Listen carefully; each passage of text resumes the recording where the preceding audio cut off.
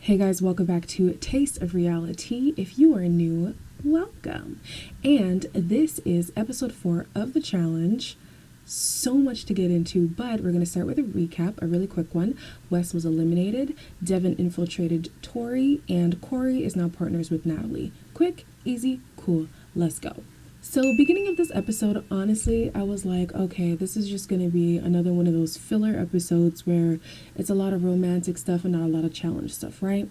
So Fessy's here talking about how he's always been into Tori but could never really talk to her because she had her situation with Jordan, right?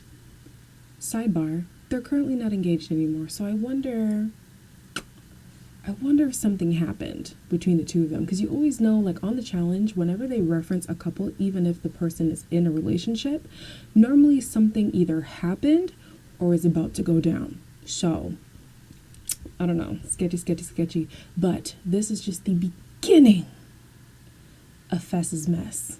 I'm not even ready. I'm not even ready. So Big T is opening up about her history with basically why she got the name, how she moved from Malawi to the UK, and how she lost both parents at a very young age. And Devin prompted the question, but Devin also changes the temperature in the room by coming at Amber M for some reason. I love you two. Amber's not a fence for me now. Oh, I'm back. Why are you here? Why are you sitting here right now? Devin, I don't care what you think. Personally, from her time on Are You the One, I could not care less about Amber M. So this altercation didn't mean nothing to me at all. However, the next day, Nelson is trying to be the vigilante that he always self-appoints himself to be. You're either going to tell me this story, and I'm going to stay right here. Tell me what happened last night so we can get straight to the point. I'm not That's talking it. to you anymore.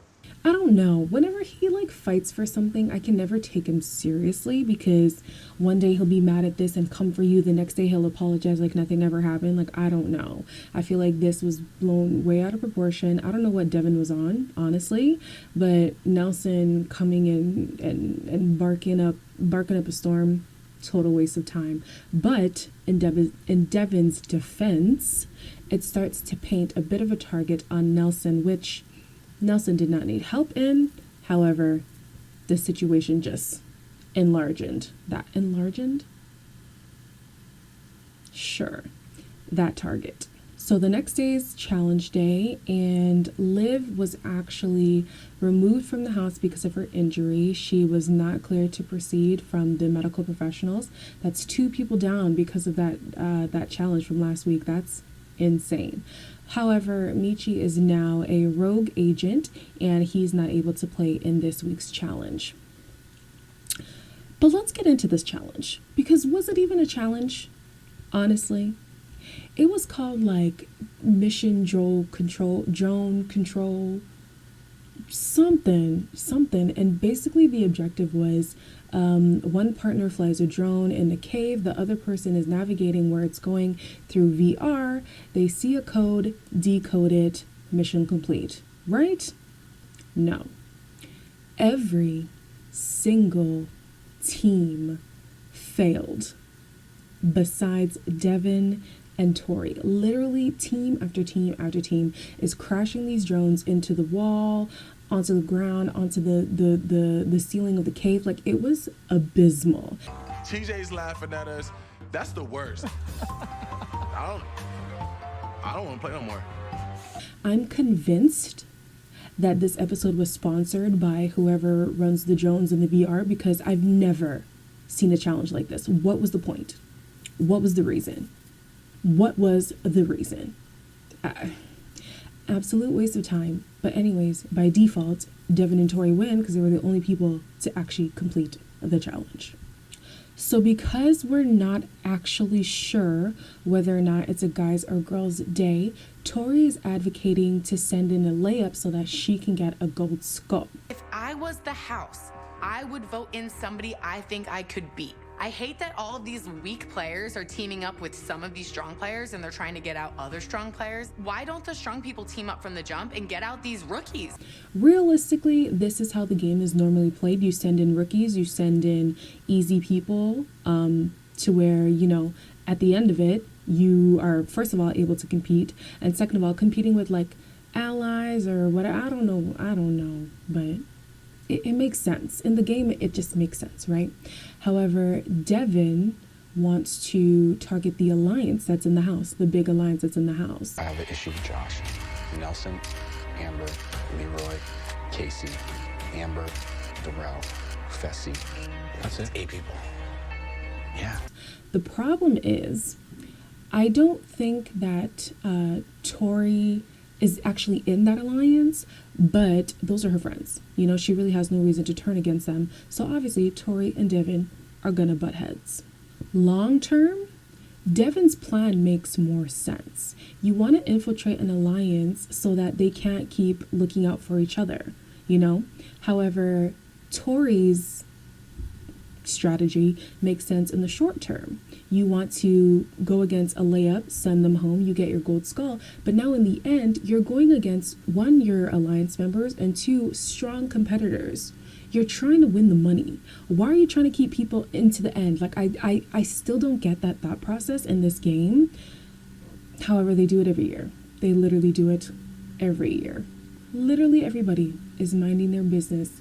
And here goes Josh shooting himself in the foot. This energy that you're giving me, bro, you don't came turn up me, and stepped on and me. I'm talking to you as a friend. Don't make me an enemy. You weren't even on Jay's radar at all. But you want to come up in here and cause problems over nothing, might I add. That's just like, I genuinely don't, I'm going to veer away from the challenge for a second. How did this guy win, Big Brother? I don't get it. I'm not even trying to be mean. Like, even when I watched his season, I was like, he is so chaotic. How is he not getting voted? Like, I don't understand. Anyways, Casey's really trying to bring him down. Like, hey, he's not the bad guy. He's on your side. But Josh is just the instigator that he is. It's in his nature. He can't not start a fight. He just can't do it. The next day, he's given the opportunity to mend fences with Jay again, and he just can't do it for the life of him. I don't know if you want to make an enemy out of Jay. I know physically, Fessy is, what's his name? Josh is more intimidating than Jay is, but Jay proved himself last season. He can actually compete. So I'd be careful. So now it's time for the house to deliberate, and we're still unsure whether or not it's going to be a guy or a girl's day. However, Nelson is terrified about going in, and for some reason, he finds it important to state that Amber M is nobody to be messed with, sir. Nelson is trying to be the best partner he can, but cut the nobody is scared of Amber M. Ain't nobody afraid of this chick. Ain't nobody afraid of this chick. Even with his threats and his, glorious speech, the house still votes them in anyways because, it's Amber. It's Amber. And Nelson already painted a target on his back literally the night before. It was an easy vote for the house. No sweat. This week's elimination is a hall brawl. You guys, the hall brawl makes me so excited. It is a challenge classic. So for you guys who are watching the challenge for the first time, which hey, welcome to the club. The hall brawl basically is this glass wall where both opponents have to run through the wall however means necessary to get to the other side and ring your bell. So if you gotta stomp on the person, if you gotta carry them through the hall, if you gotta torpedo right into their gut, whatever it takes to get to the other side, you got to do what you got to do. So obviously, Tori, thinking maybe it could be a girl's day because TJ is still refusing to say anything, she really wants to go in. But Devin is pleading with her like, yo, this is not it. Devin finally convinces Tori not to put herself in, basically, and instead she chooses to vote for Fessy. For Fessy. And he sent Fessy. What?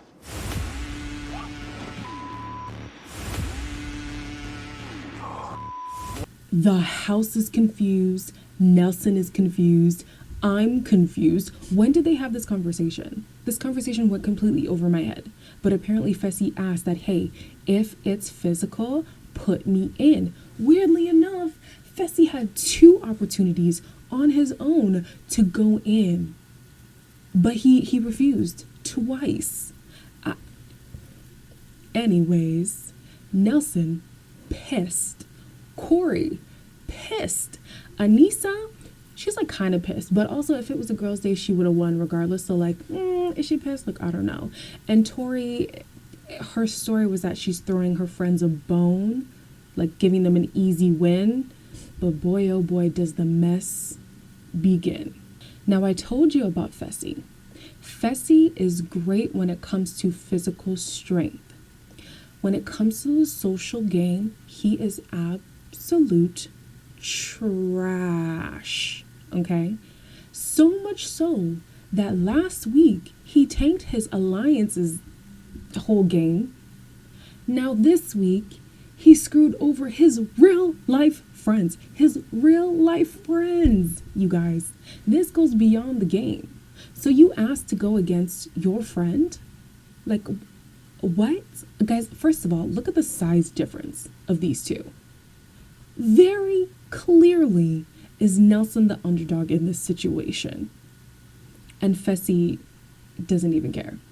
Anyways, the hall brawl starts and Fessy's playing dirty. Putting his hand like in his what is this called? In his helmet. Like he's stomping on him, like pushing him down, putting his whole body weight. I'm like, oh my gosh, like he got the kid down, like in that dirt, down in that dirt, and he wore him down so much that he won the first round.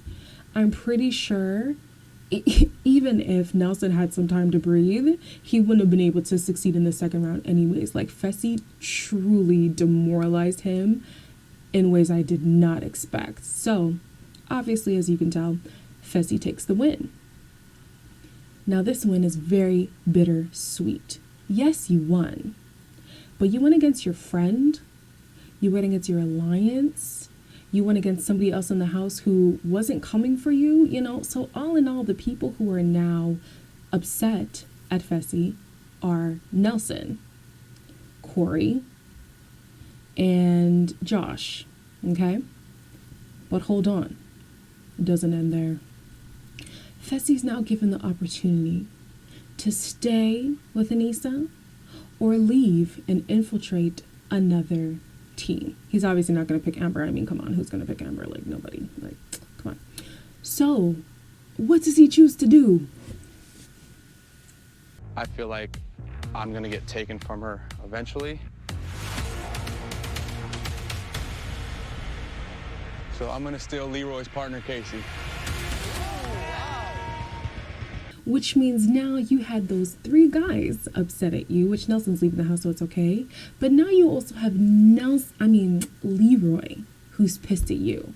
What are you doing? Casey's now in the crossfire because she was sitting so pretty, and Fessy has tanked her entire game. The way I would be livid. In the end, now that Leroy doesn't have a partner, he has to pick between Amber and Anissa. And because Anissa is a vet and clearly physically more capable than Amber, he chooses to go with Anissa. Now Michi is matched up with Amber. This is a lot. Fessy. You already were not in the good books with these people because you screwed them over last week. Now you want to blatantly spit in your whole alliance's game. Forget the game. These were your boys. These were your real life boys. Yo, honestly, wow. I am dumbfounded. I cannot wait to see what happens next week because I am shook. I'm so shook. This has been episode 4 of the challenge. I can't wait till next week, you guys. But until then, don't forget to like, comment, subscribe, hit that notification button so that you know when I post next. And I'll catch you guys next week for another review. Bye. The line in the sand has been drawn. Everybody knows who's rocking with who. At this point, I'm showing my cards and I'm saying, if you want to beat me, you could try, but let's go to war. Might as well burn the entire house down.